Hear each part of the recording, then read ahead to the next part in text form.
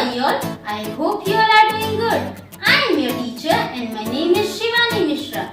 So, today I am going to teach you all alphabets, capital letters and small letters. The upper letters will be capital and the lower letters will be small. A, B,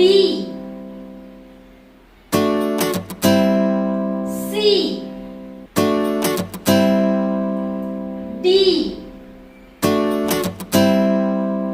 E, F, G, H, I, J,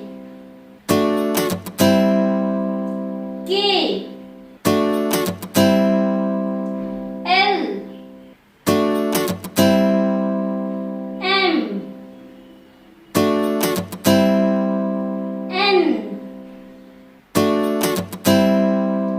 O, P, Q, R, S, T, U, V, W,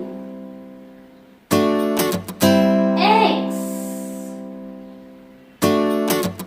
Y,